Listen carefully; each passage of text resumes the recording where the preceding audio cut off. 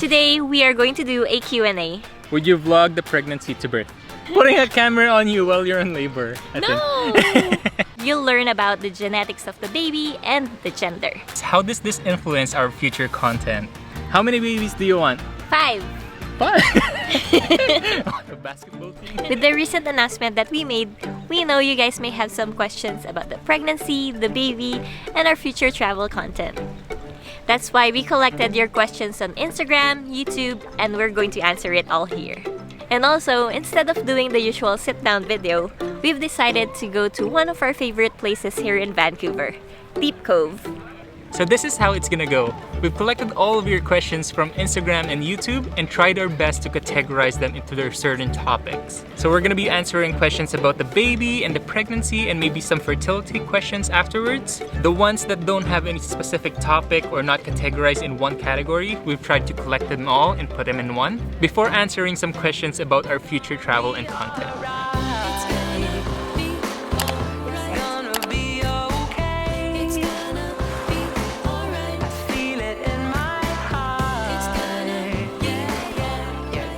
So before anything, if you guys aren't familiar where Deep Cove is this very nice area in North Vancouver, close to the ocean. I think the last time we were here was around pre-pandemic times, and there is this very popular hike here called the Quarry Rock, which we've tried before. Sadly, we haven't been here very frequently. That's why it's really nice to see it again, and especially with this very nice weather coming in our way.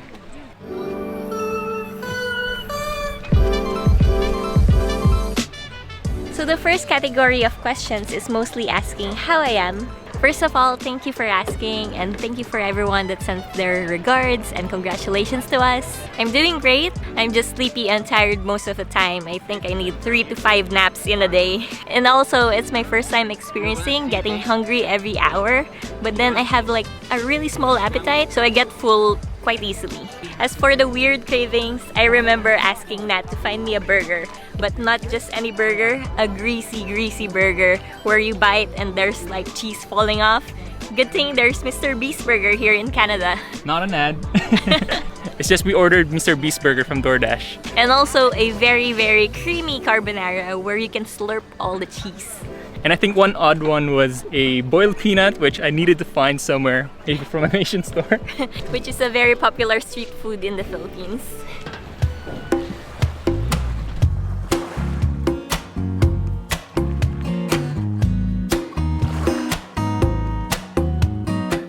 So another category of questions is about Max's due date and how far along is she. She is currently 14 weeks right now as we're filming this video, and she's currently beginning her second trimester. The due date is this coming January 2023, which is such an amazing time to begin the new year. It's going to be a winter baby. I think we found out that we were pregnant during the 6th week and we had the ultrasound on the 7th week. It's so crazy that it's been 7 weeks after since we knew that we were pregnant. And it's been so hard keeping the secret from you guys. So for the gender questions, during our 10th week we did this blood test called NIPT, which stands for non-invasive prenatal test, where you'll learn about the genetics of the baby and the gender. Happy to report that the results came back as normal and the baby is very healthy. As for the gender, we would love to keep it to ourselves for a little bit because we are compiling a video for a gender reveal, which is coming soon. So if you guys have any guesses for the gender of the baby, let us know in the comment section down below. As for our preference, I don't think we have any preference. Maybe a small preference for me because I grew up with 3 brothers, so a little bit of a preference on a baby girl. How about you? As for me, I didn't grow up with an older brother, so I was thinking of having a boy for a first child. But since it's going to be our first kid, our first child, we don't really give it too much of focus. Yeah, and having it is already a blessing.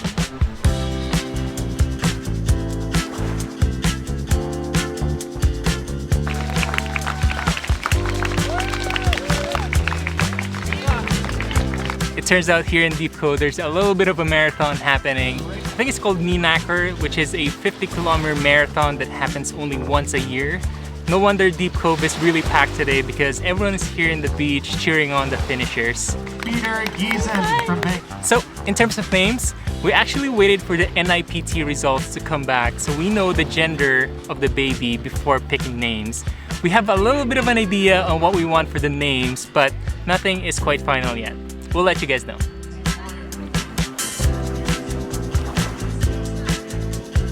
Found yourself pretty cool spot, eh?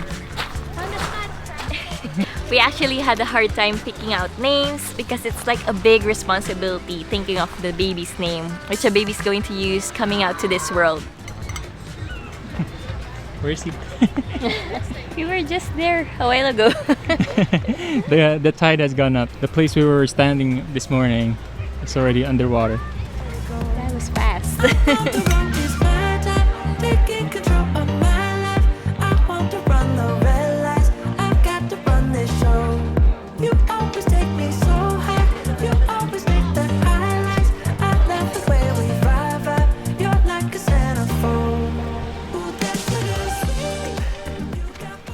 So I'm so glad that we had something to eat because the next set of questions are going to be a little more detailed. We're going to be answering some questions about the process of fertility and what we went through with. We first had our talk with our family doctor, so we told her all of our plans, that we're planning to have a baby. After that, she referred us to an OB-GYN, which will help us further on the process.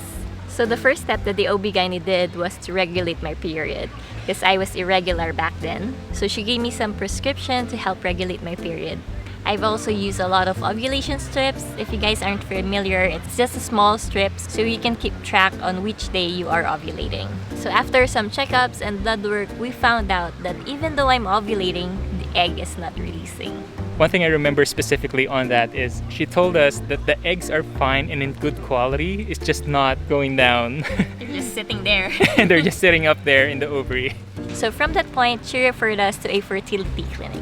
So the fertility clinic gave Max a lot of vitamins just to improve like the overall health and also the quality of the eggs. And also at that point, we started looking at other treatments because nothing was really happening. That's where we found acupuncture. But I think Max wasn't really the biggest fan because she doesn't like needles that much. So we did a few cycles with the fertility clinic, and on the 4th cycle, we got positive for pregnancy. It's been like a roller coaster journey to get to this point. And what we're looking forward to in the whole pregnancy is, I guess, the overall experience because this is going to be our first baby. So we're quite excited to be experiencing everything, every stage, and stepping in this new chapter in our lives. I'm mostly looking forward to eat sushi after this whole pregnancy. That's one of the forbidden food during pregnancy. You can't eat raw meat. In terms of our situation, we are staying here in Vancouver because Vancouver is our home now. So we're going to stay here for the whole pregnancy. So the grandparents are really excited to see the little one. I'm pretty sure they're going to be here once the baby comes out. But it's gonna be a little bit trickier on my side because my family is still in the Philippines.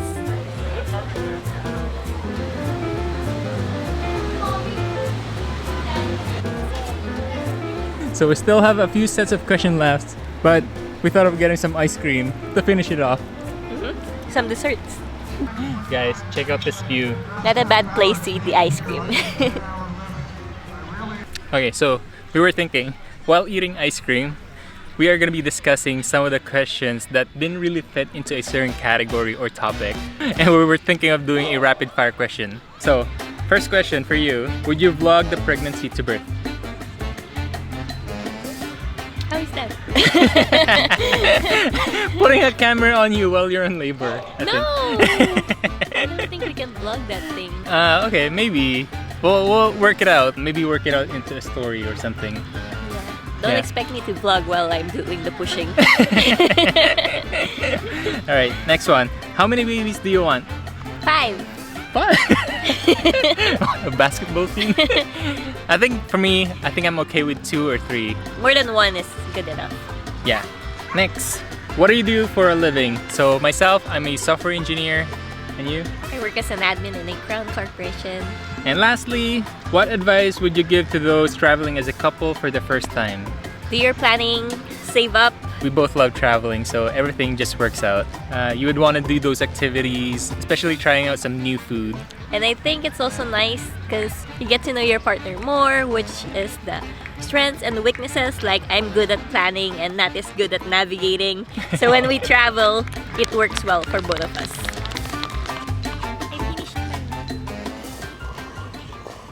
And lastly, and one of the most asked questions from you guys is, how does this influence our future content? So I think we're pretty positive that we're still gonna continue what we do, is to travel and do what we love. And then slowly integrate the baby to our travel vlogs, right? Yeah. And maybe to begin with, we might look into family-friendly places here in Vancouver if we are here in the city. Or if we're traveling, right? So the focus would be a little bit more on what is best for the baby. Of course, still a lot of traveling, lots of places that we wanted to still go. And we're still going to be giving you guys the full production of our vlogs, so it's still going to be informative. There's still going to be a lot of passion and love into the videos. With a little addition of cuteness on it. So one of the questions in the category was, how do we plan our travel vlogs and do we visit the place first? I guess we don't really visit the place first, right? Yeah, it's always our first time going there. And you guys know us, we love like visiting new places and experiencing new things. We try our best not to spoil ourselves when researching about the place and location. It's always different when you're already in the place versus on just reading it online. And even sometimes when we're thinking of things to do or where to go, we always just pop up a Google map and talk about like, where do you want to go today? Or where do you want to go this weekend? Nearest restaurants. Do you want to move a little bit? Okay, let's stand up. Roll over. I can't. How? Just roll over. To the side. So here's gonna be a small sneak peek of our 2022. So aside from the travels that we've already done during the beginning of the year, we still have a couple of locations, big trips that's still coming in 2022. Both of them are tropical, so it's quite exciting. We are still waiting for my passport to arrive. Yeah, it's cutting in really close. We are going to leave in less than a month and she still doesn't have her passport. Yeah, but we're still crossing our fingers that it will arrive soon. So after those two trips, that's around October time, I think. We are going to be slowing down a little bit for the baby when it's close to January, so sometime in November and December. How old does the baby need to be before we can travel again? Maybe we need to complete the baby's vaccines first, then get an approval from the doctor that the baby can travel. So we're going to tour the newcomer in Vancouver first before we go international. So I think that leaves us to 2023, right? When the baby is a little bit grown and has all the vaccination. Before the pregnancy, we've always wanted to go to Europe, so we were planning of going to a European trip. We'll see. We're still hoping. This may leave a lot of uncertainty, but one thing is for sure, we're not going to stop traveling.